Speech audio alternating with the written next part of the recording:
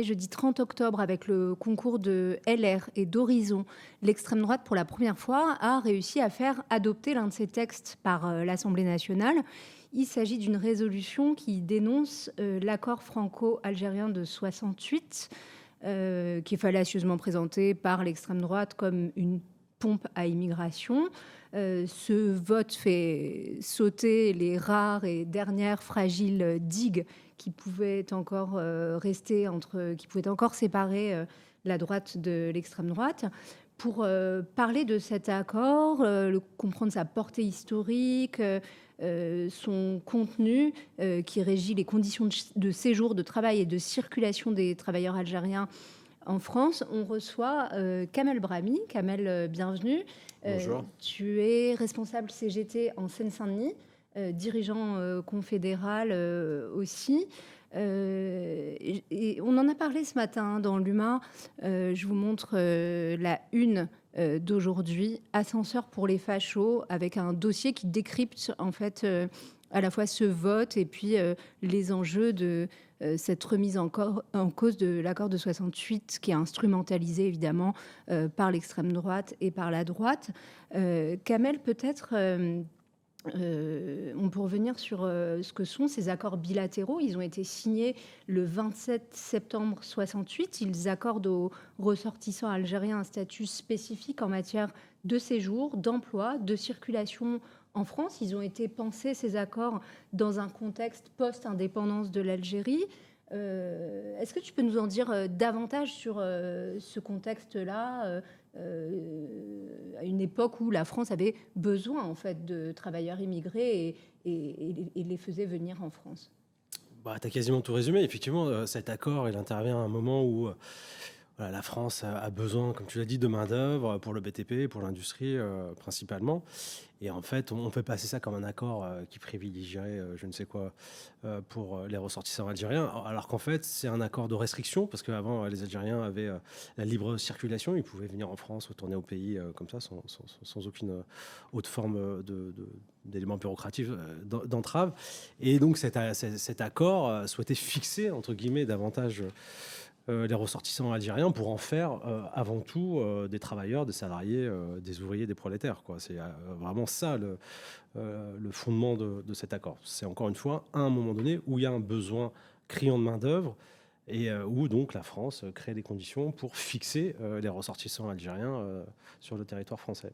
Alors c'est intéressant ce que tu dis parce que, en gros, faute de cadre juridique alternatif à ces accords, s'ils devaient tomber, ce qui pourrait s'appliquer, ce serait les accords d'Évian, justement, qui prévoient la libre circulation entre les deux pays. Mais bon, ça c'est une question juridique. Je pense qu'ils ont prévu le coup. À mon avis, c'est pas ça qui va atterrir. Mais peut-être pour donner un peu quelques chiffres qui montrent qu'on n'est pas du tout dans une situation de submersion migratoire, comme le dit l'extrême droite et comme l'a repris Bayrou. En 62, il y avait 350 000 travailleurs algériens en France. En 68, environ 500 000. Et aujourd'hui, disons 650 000, ce qui est loin des fantasmes entretenus par l'extrême droite.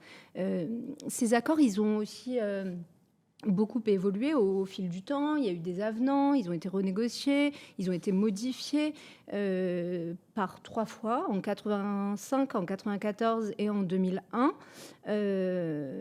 Au fond, est-ce que ces avenants maintiennent le régime dérogatoire des travailleurs algériens?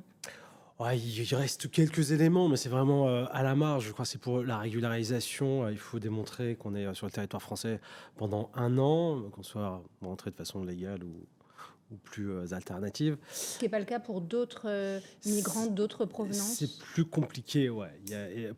Alors, c'est à peu près la même chose qui est demandée, mais les Algériens, ça leur ouvre le droit à une carte de séjour de 10 ans, ce qui n'est pas le cas pour entre guillemets, le Kidam. Voilà, il y a 2-3 choses comme ça qui sont entre guillemets un peu plus favorables, mais il faut savoir aussi que cette législation vis-à-vis de l'accueil des migrants a évolué, qu'il y a eu le CESEDA, qu'il y a eu un certain nombre de directives, dont la dernière valse, et les Algériens ne sont pas éligibles à ces nouveaux textes. Je prends juste un exemple, espèce de titre de séjour talent. qui a été pondu il y a quelques temps, les Algériens ne sont pas éligibles à ce titre de séjour. Et un certain nombre de choses qu'on peut égrener. Enfin voilà, si on regarde les choses en détail avec les vases communicants, pas dire qu'il y ait énormément de choses qui soient particulièrement à l'avantage des ressortissants algériens, tout en sachant que la France signe aussi des accords bilatéraux avec d'autres États qui peuvent aussi donner quelques particularités pour tel ou tel ressortissant s'il souhaite s'installer en France. Non, on est vraiment là sur de l'instrumentalisation politique pure et dure, hein, il n'y a rien d'autre. On va revenir sur l'instrumentalisation politique. Il y a même des points en fait, qui sont défavorables aux Algériens par rapport au droit commun. Je pense notamment au job étudiant, Voilà. puisque les étudiants algériens ont le droit à moins d'heures de travail que d'autres étudiants venus d'autres pays que ceux de l'Union européenne. Mais alors, justement, cette instrumentalisation, on voit que c'est une obsession du RN qui a réussi à contaminer d'autres secteurs du champ politique, en particulier l'ancien Premier ministre Édouard Philippe, qui dès 2023 avait appelé à la dénonciation de ces accords. Comment t'expliques l'obsession algérienne finalement du RN? Pourquoi cette ex-colonie en particulier? Alors là, il faudrait du temps. Je ne suis pas un spécialiste, mais je pense qu'il y a des intellectuels qui ont bien creusé le sujet, Benjamin Stora et d'autres. Alors, déjà, ce qu'il faut remarquer, c'est que les descendants de l'OAS et des gaullistes ont signé le même texte pour stigmatiser un accord avec l'Algérie. Ce qui est quand même, je pense qu'un certain nombre de responsables politiques doivent se retourner dans leur tombe. L'obsession, elle vient d'abord du contexte qui est une obsession sur la question migratoire, migrer. Hein, c'est avant tout cela, me semble-t-il, la question. Je pense que la question de fond aussi, c'est que clairement, le récit libéral, l'adhésion aux politiques libérales, ça ne fonctionne plus. Hein, ça ne fonctionne plus. Hein. Le dernier refrain en date, c'était celui du ruissellement. Les gens se sont bien rendus compte, les salariés plus particulièrement, que c'était juste une chimère, et c'était même le contraire, qu'on avait un ruissellement vers les plus riches. Donc on est face à une stratégie un peu classique de diviser, de trouver un bouc émissaire pour essayer de resserrer les rangs vers des partis politiques et un discours politique qui a du mal à trouver une adhésion populaire. Et donc, c'est excessivement dangereux. Ça, je pense que c'est la principale raison. Après, dans les franges les plus radicales du personnel politique, oui, il y a cette histoire de revanche vis-à-vis de la guerre coloniale en Algérie, de la décolonisation. Enfin, il y a quelque chose, oui, qui n'est pas passé, quoi. Il y a un passé qui n'est pas passé, une espèce de, comme tu le dis, de revanche qui est toujours dans l'actualité de certains. Alors, ça l'est dans le parti des héritiers de Le Pen. Ça l'est aussi, on le voit chez le groupuscule de Ciotti. Là, je ne me rappelle plus trop comment il s'appelle, mais on voit qu'il est aussi très sous l'emprise de discours d'ex d'Algérie, d'extrême droite. Parce que c'est vrai que dans le sud-est de la France, on sent que c'est toujours très, très prégnant. Je sais que toi, Rosa, tu as dû en faire les frais quand tu as fait un papier sur une stèle à la gloire de l'OAS. Alors, c'était peut-être pas dans le sud-est, c'était peut-être dans le sud. Si, c'était dans le sud-est, voilà. Voilà, on voit que sur la symbolique et dans les discours, ce passé-là continue d'irriguer des idées, des pratiques, des discours, et qui sont des discours d'exclusion. Et derrière, on a un espèce de roman national d'une France rêvée, grande parce que coloniale, puissante, blablabla, je veux dire ça comme ça, ce qui ne correspond à rien de vrai et qui est clairement enterré. Et voilà, on joue avec ces symboles, ces éléments d'histoire. Et ça participe aussi à un mouvement un peu plus global, hein, de pousser quand même des idées, des discours et des forces d'extrême droite. Alors, vous, sur le plan syndical, comment vous le percevez? On a vu, en regardant la ventilation des votes par profession, par proximité syndicale, etc., que ces idées d'extrême droite, de division entre travailleurs, français immigrés, elles contaminent une bonne partie du salariat aujourd'hui, y compris du salariat organisé sur le plan syndical. Comment vous traitez ça syndicalement à la CGT?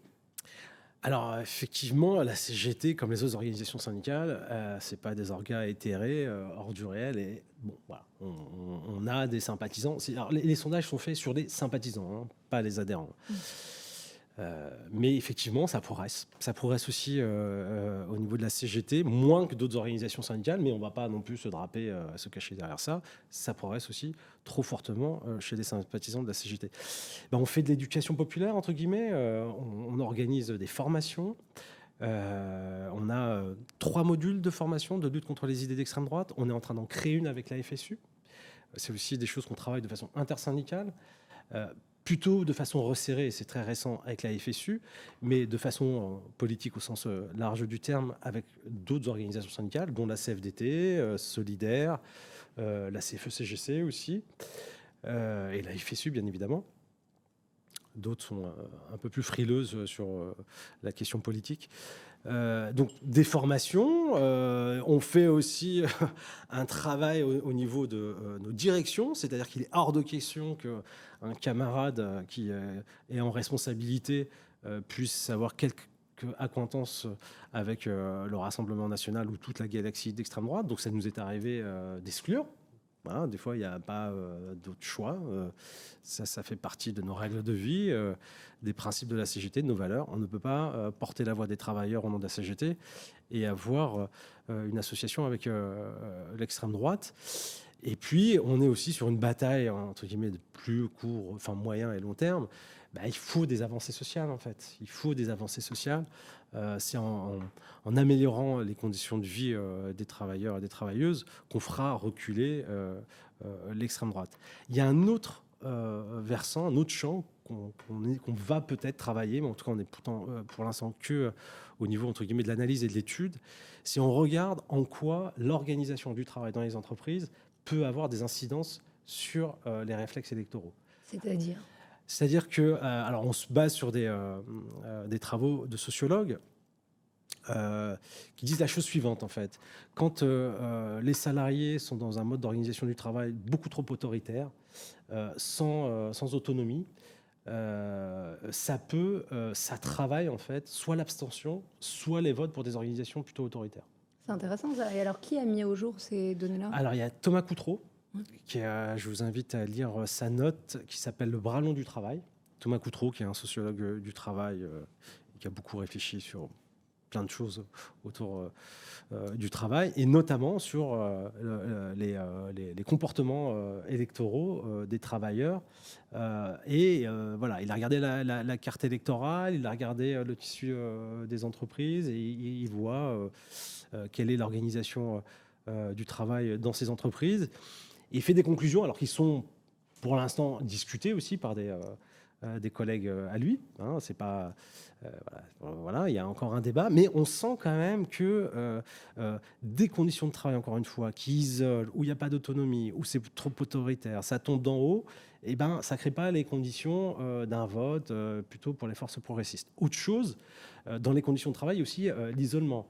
Quelqu'un qui est toute la journée tout seul dans son camion à faire des livraisons, qui n'est pas en contact avec un collectif, qui n'est pas en contact avec aussi des responsables, des délégués syndicaux, ça peut travailler et qui a des conditions de travail dures et des salaires qui ne lui permettent pas de vivre dignement, et ben, ça crée du ressentiment, et le ressentiment, bah, c'est des fois des colères qui s'orientent de très mauvaise façon. Voilà. On pense qu'il y a une responsabilité aussi des acteurs économiques dans ce qu'on appelle la crise démocratique qu'on vit actuellement. Donc ça serait un projet de regarder ce qu'il est possible d'améliorer dans les entreprises et de continuer en fait ce qu'on appelle au niveau de la CGT la démarche de la double besogne.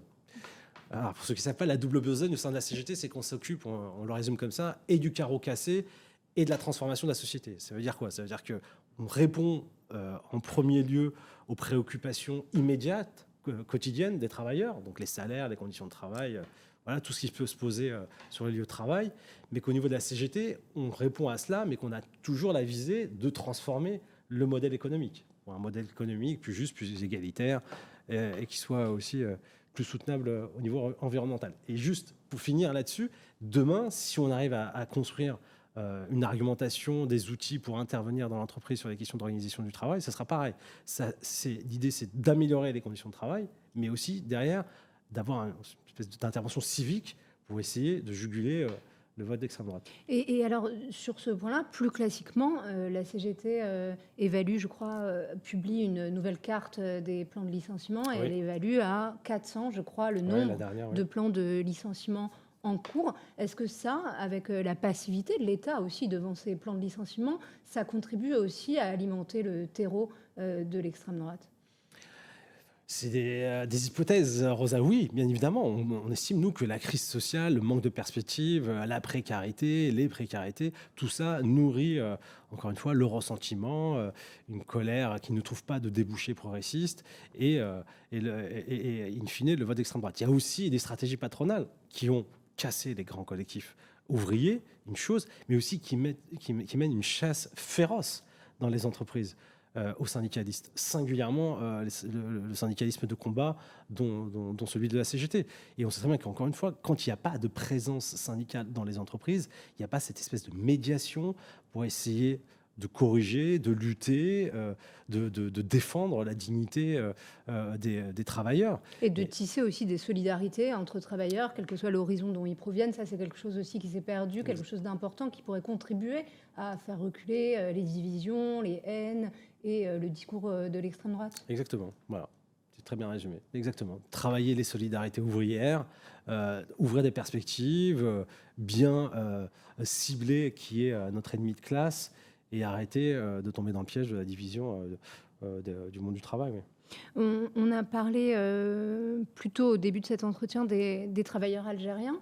Toi, tu es aussi très engagé avec tes camarades en Seine-Saint-Denis et au-delà pour la solidarité avec les travailleurs sans papier. On a assisté toutes ces dernières années à une série de grèves de ces travailleurs pour leur régularisation. Est-ce que tu peux nous dire un mot de ces luttes, de leur utilité, de ce sur quoi elles débouchent? Alors, c'est pareil, je vais te dire que ça correspond à la démarche de la CGT, entre guillemets, de la double besogne. On lutte pour l'égalité des droits. Et il est insupportable d'avoir dans le pays des salariés qui sont surexploités. Euh, et à travers cela, on lutte aussi pour faire en sorte qu'il n'y ait pas de dumping social sur notre territoire, que ce soit dans le bâtiment, dans la restauration, dans un certain nombre de secteurs. Ce sont des métiers qui ne sont pas délocalisables, mais du coup, le patronat, le capital a trouvé une façon de créer des conditions de salariés délocalisés, mais de façon locale, quoi. Je sais pas si c'est très, très joli, mais c'est l'état de fait, c'est un état de fait. Donc, voilà, la régularisation, c'est bon pour les travailleurs qui accèdent à l'égalité des droits, mais c'est bon aussi pour l'ensemble du salariat parce que ça permet de contrer une stratégie patronale de dumping social. Au-delà de ça, c'est aussi un travail politique en champ plus large. C'est de démontrer que le migrant est un prolétaire comme les autres, en fait. Et que casser le discours du migrant qui vient ici en France se nourrir à la mamelle de l'État social. Ça n'existe pas. Il faut savoir qu'un travailleur sans papier n'a quasiment aucun droit. Il a l'AME et même ça, on souhaite. C'est aujourd'hui remis en cause. Voilà, on souhaite le remettre en cause. Et puis l'AME, on ne l'a pas tout de suite. Hein. Il faut un petit parcours administratif. Et on a tous intérêt à avoir en France des gens qui puissent être soignés s'ils ont un gros pépin. Mais voilà, il n'y a pas de migrants qui coûtent à l'État social. Au contraire, ils travaillent, parfois même ils cotisent sans en avoir de retour.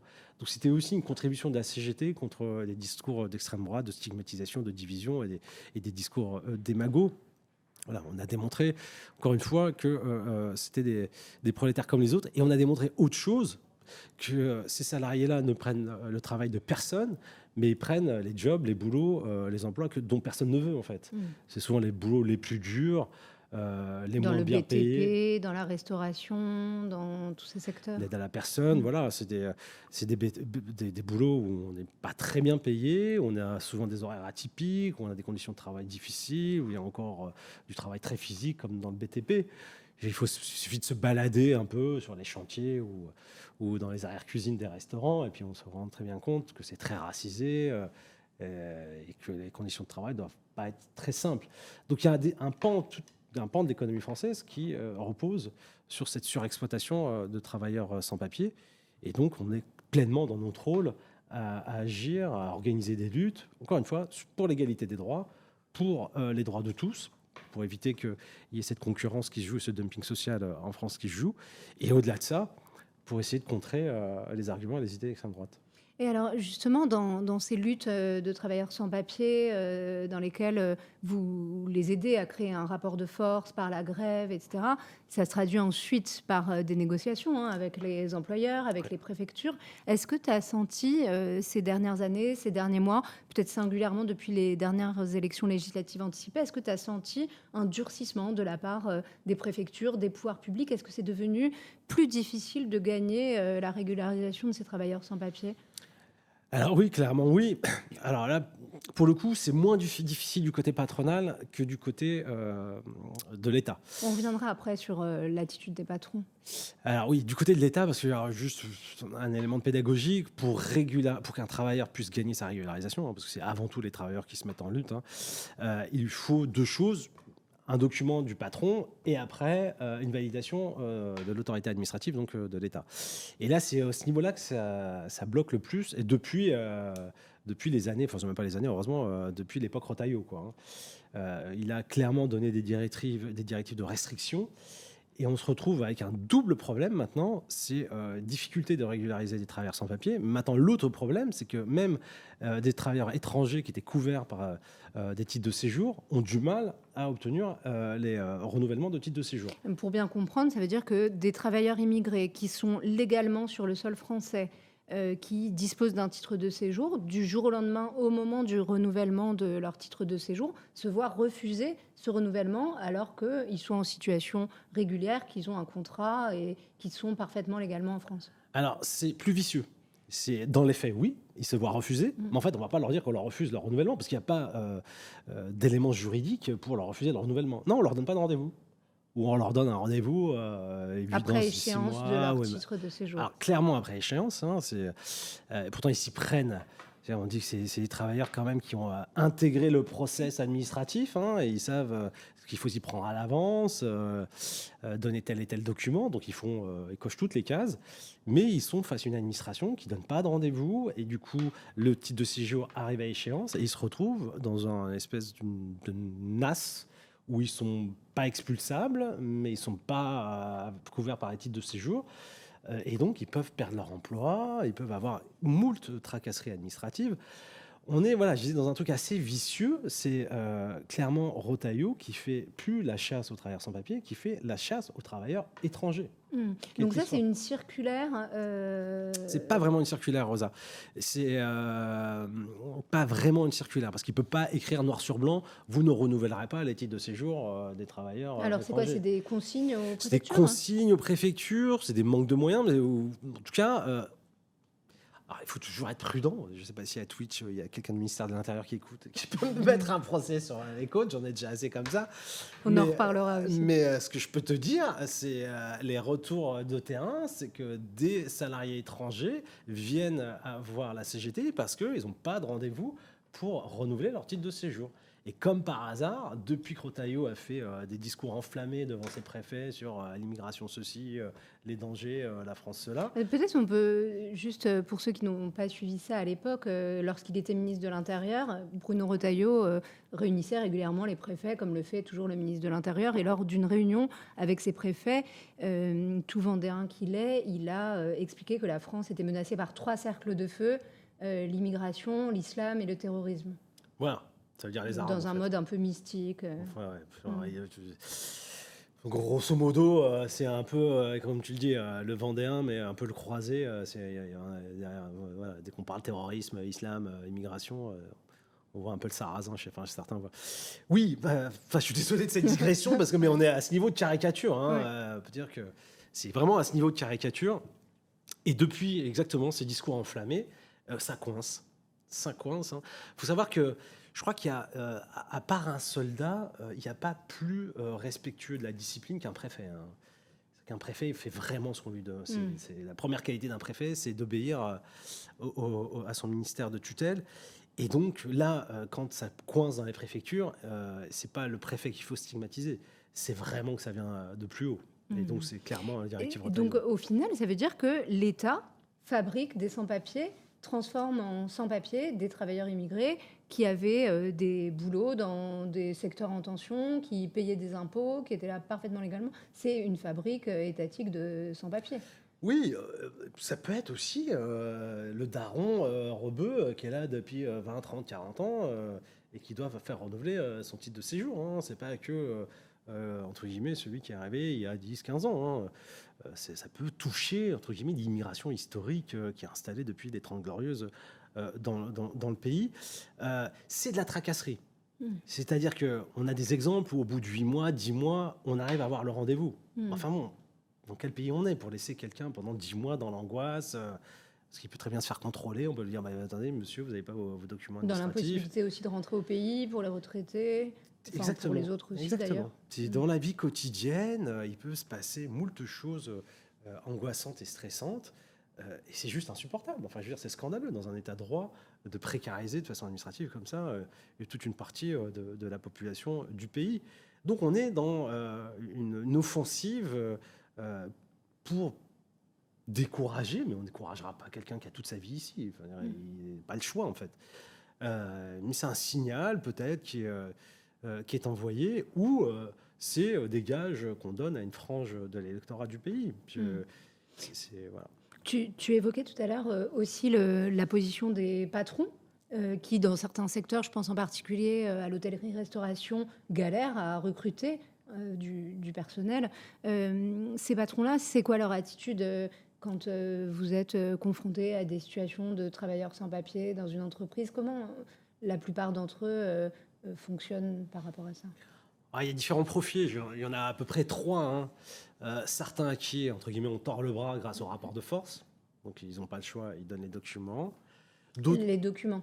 Alors, ces documents, c'est des CERFA, en fait. Pour le dire vite, la première étape, il faut que l'employeur signe un document qui est une sorte de promesse d'embauche. D'accord. Qui indique, qui reconnaît que ce salarié travaille dans son entreprise et qui lui signe une promesse d'embauche. Et avec ce document-là, on va en préfecture, on dit voilà, tel salarié a un patron qui souhaite l'embaucher, il a travaillé depuis X temps, il est en France depuis minimum 3 ans, et donc on souhaite voir son dossier être traité pour être régularisé. Donc il y a des patrons qui, face au rapport de force, plient. Il y en a d'autres qui ont une attitude un peu pragmatique. Voilà, ils disent ok, moi j'ai besoin de ce salarié, il a les compétences, j'ai besoin. C'est une contradiction du capital, quoi. Hein, de façon très utilitariste. Il réfléchit pas à savoir si il vient d'ici ou d'ailleurs. Il a besoin de ce salarié pour faire tourner sa boîte. Donc des fois, on accompagne même des patrons qui sont un peu perdus dans cette espèce de maquis administratif. Donc, voilà, on fait le boulot pour qu'ils signent des documents qui aillent bien. Et puis après, des fois, on a des patrons qui sont complètement fermés. Alors, soit parce qu'ils sont fermés, parce qu'ils ont peur de représailles. Et il faut le dire, que tout a été construit pour que les patrons n'aient pas de soucis derrière avec ni l'URSSAF ni la justice. Hein. C'est quand même plutôt fluide pour eux. Hein. Je le dis, ça nous arrange là sur l'histoire de régularisation de travailleurs sans papier. Enfin bon, c'est pas rare qu'on arrange quand même le patronat quand il fait un pas un peu hors des sentiers battus, quoi. Bon, c'est une parenthèse. Et oui, il y a certains patrons qui ne souhaitent pas régulariser parce qu'ils souhaitent continuer à embaucher des travailleurs sans papier. Donc ils vont dire non, moi je connais pas ce salarié, foutez-moi la paix. Et puis quand ils ont l'impression qu'on va les laisser tranquilles et puis qu'ils vont continuer à faire leur petit marché. Avec d'autres travailleurs sans papier. Avec d'autres travailleurs sans papier. Parce qu'ils sont sur un modèle économique où ils ont besoin de surexploiter pour faire leur marge, etc. Mais ça, généralement, ces patrons-là, quand ils tombent sur la CGT, ça ne se passe pas comme ils l'ont prévu, quoi. Et donc, en même temps, ces luttes de travailleurs sans papier, elles permettent justement de créer des situations où ces travailleurs sans papier ne sont plus utilisés pour tirer les salaires vers le bas, puisque du coup, une fois régularisés, ils sont sur les grilles syndicales et les patrons sont obligés d'appliquer le droit commun en ce qui les concerne. Donc, c'est un bénéfice aussi pour l'ensemble des travailleurs. Exactement, c'est exactement ça. Nous, c'est le discours qu'on tient. C'est l'égalité des droits, et derrière ça, c'est lutte contre le dumping social, et donc ça tire tous les droits de l'ensemble du salariat vers le haut. Voilà. Et derrière, on a aussi, entre guillemets, un intérêt syndical. On forme aussi des cadres syndicaux, des porte-voix, qui vont après mener la bataille dans leur entreprise pour élever les droits des travailleurs, parce qu'on est dans des secteurs où il y a quand même beaucoup à faire, hein, que ce soit dans le nettoyage, le BTP, les services d'aide à la personne. On est vraiment des fois dans des salaires très bas ou dans des conditions de travail très dures. Donc il y a quand même beaucoup de choses en termes de droits à gagner. Et voilà, comme par hasard, c'est là où il y a le moins de présence syndicale que les conditions de travail et les niveaux des salaires sont les plus bas, singulièrement dans le nettoyage. Sur tous ces sujets, il me semble que vous prévoyez bientôt une action syndicale d'ampleur. On l'espère, d'ampleur. Oui, merci de le rappeler, Rosa. Ouais, le 25 novembre, on relance le rapport de force et on organise une manifestation qui, normalement, devrait partir d'un point du 93 pour atterrir dans le 20e devant des locaux du ministère de l'Intérieur. Ouais. Tu connais cette adresse Du côté de Nation, ouais, c'est ça. Entre Exactement. Nation et la Porte de Vincennes. Exactement. Mais c'est pas le boulevard d'Avroux. Je sais plus. Bref. C'est pas loin du cours de Vincennes. C'est pas loin du cours de Vincennes. C'est un bâtiment tout rouge, qui est un bâtiment du ministère de l'Intérieur, où des fois on a des réunions là-bas sur des sujets liés aux travailleurs sans papier. Et donc voilà, on relance une manifestation pour redonner de la visibilité. Alors c'est dans le cadre de la Journée internationale pour les droits des migrants. C'est le 25 novembre. Et on fait ça, c'est la CGT, mais pas que. On travaille et on est associé avec beaucoup de collectifs qui s'occupent des droits des migrants.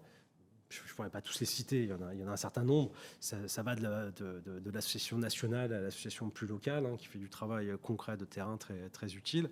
Et voilà, tout ce réseau se rassemble pour tenir une manif le 25 novembre, donc normalement qui partirait du 93 jusqu'aux des locaux du ministère de l'Intérieur. L'idée, c'est de remettre aussi le sujet sur le plan de travail, parce que les années Retailleau ont été très, très dures, vraiment très, très dures.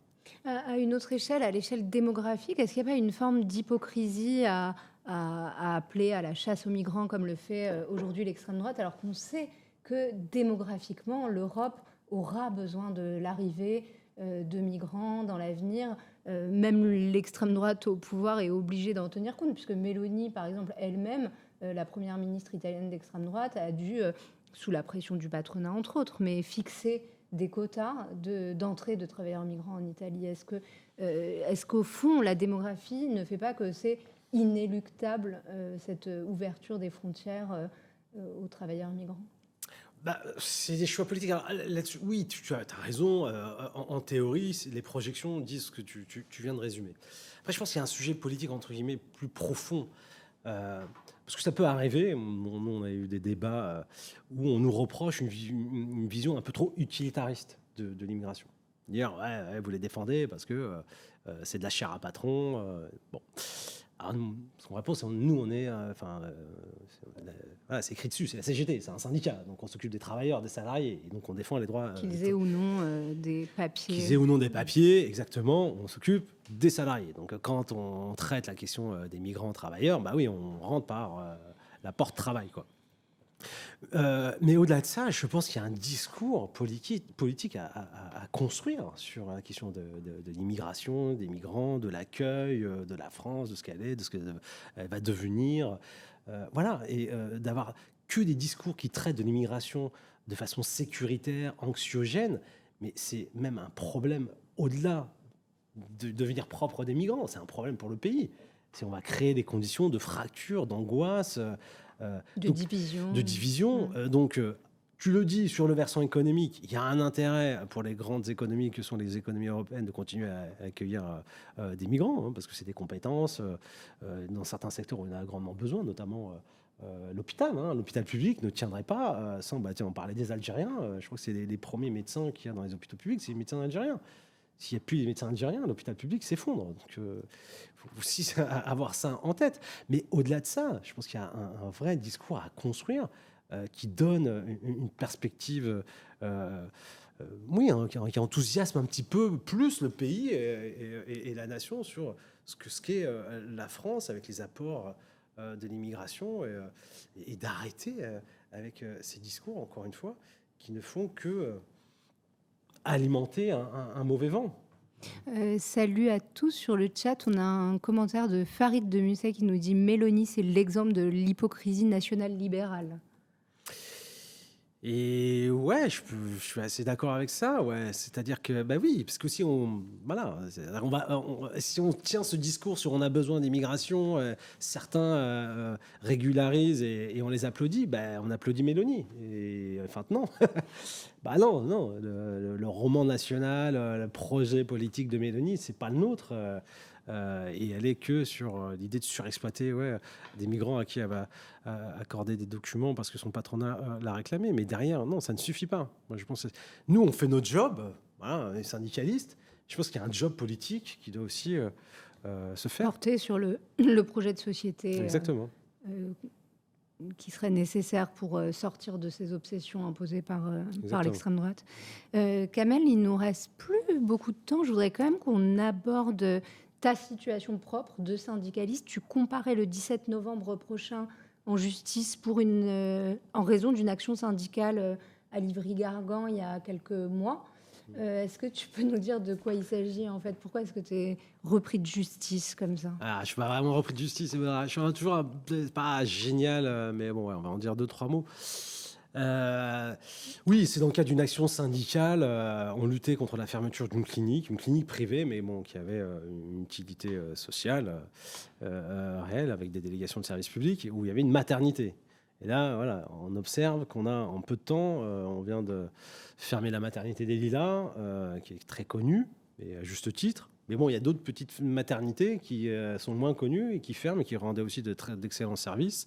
Et celle-là, elle était à Livry-Gargan. Et on se retrouve maintenant sur un territoire où on a moins de maternités, mais on a toujours aussi autant de jeunes et quasiment autant de naissances, même si ça baisse partout dans le pays, mais en Seine-Saint-Denis, moins qu'ailleurs. Donc voilà, on était sur un rassemblement sur ce sujet-là, un rassemblement qui était un peu le point d'orgue d'un boulot qui avait été fait par les équipes syndicales du territoire, où ces équipes avaient construit un projet alternatif, où ils avaient contacté l'hôpital du coin pour avoir une espèce de partenariat entre clinique et l'hôpital du coin. La directrice de l'hôpital était très, très, très, très OK avec ce projet pour avoir comme ça une articulation pour voilà, les naissances compliquées à l'hôpital, les naissances sans trop de voilà, parce qu'une naissance, de toute façon, c'est pas une maladie, mais sans souci, qui pouvait continuer à se faire dans la maternité.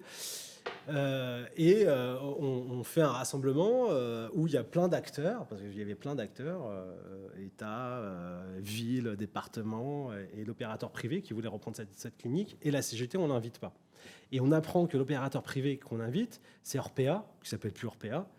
Hein, on connaît Orpea avec ses histoires d'EHPAD atroces, horribles.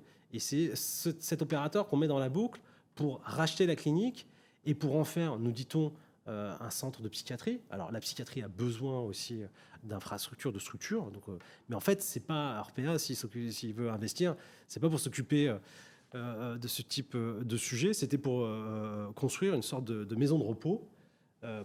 Il y en a besoin des maisons de repos. Mais enfin bon, c'est un secteur plutôt lucratif où on va se reposer à 300 ou 500 euros la journée. Donc voilà, on perd une clinique avec chirurgie, avec maternité, tout ça, pour le filer à un opérateur qui est là juste pour faire du fric, quoi. Donc on était plutôt colère. Et comme on n'a pas voulu nous inviter à la table ronde, alors qu'on avait construit un projet alternatif et qu'on avait vu tous les intervenants de cette table ronde, on a décidé de rentrer dans le hall de la mairie, chose qu'on fait souvent, et rentrer dans le hall de la mairie en tapant des mains et en disant qu'on souhaitait se faire entendre. Et voilà, c'est parce qu'on est rentré dans le hall de la mairie qu'on m'a chopé et qu'on m'a mis en garde à vue. Pas très longtemps, mais c'est quand même trop longtemps par rapport au contenu de notre action.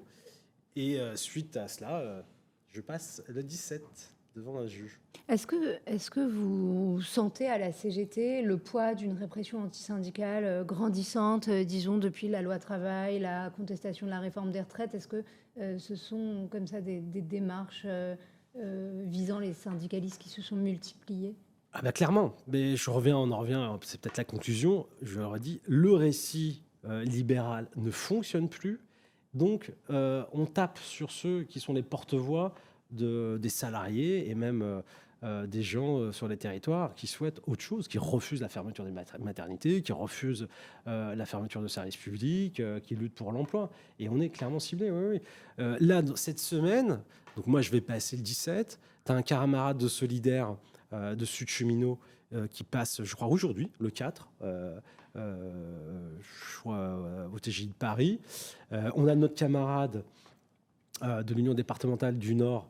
Et alors lui, pour un tract sur le conflit israélo-palestinien, il a mangé une garde à vue, une procédure terrorisme, etc. Et donc, il a été condamné en première instance et il passe en appel. Et c'est en décembre, mon camarade de l'UD du Nord. Et là, il va me taper sur les doigts s'il m'écoute. Je ne me rappelle plus de son nom, mais ça va me revenir. Ça va me revenir. Voilà, qui passe en décembre en procès. Et puis, derrière ça, il y a Sophie Binet, qui a été...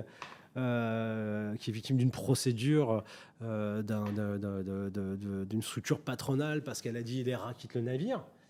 Voilà, dans le cadre du débat sur la fiscalité des entreprises. Je veux dire, Sophie Binet a dit les rats quittent le navire. C'est la liberté d'expression. Enfin, je veux dire, on a connu quand même des responsables politiques qui avaient le verbe un peu haut et fort, et même des responsables syndicaux.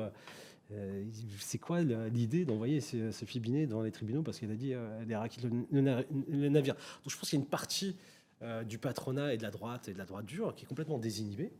Et puis il y a une partie de l'appareil répressif en France qui a des idées qui sont sûrement très éloignées des nôtres.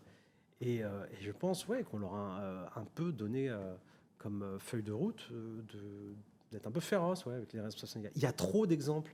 J'ai mon camarade aussi de l'Allier qui a été harcelé par les procédures judiciaires et qui additionne comme ça des convocations. On en a pléthore. Ah oui, il y a aussi... Bon, pour atterrir quand même, je veux dire que tout cela ne nous fait pas baisser la tête. Il n'y a pas plus de problèmes que ça en interne, qu'on est très mobilisé. Et voilà, ça fait partie malheureusement. On espère en tout cas que ça va se conclure par un non-lieu, cette procédure injuste. Je vous remets juste la une de l'UMA et si j'y arrive, le dossier aussi qu'on consacre à cette affaire des accords de 68 que vous pouvez retrouver sur l'humanité.fr. Et on va... merci beaucoup, Kamel. Tu reviens quand tu veux. Merci, Luma. Merci à tous.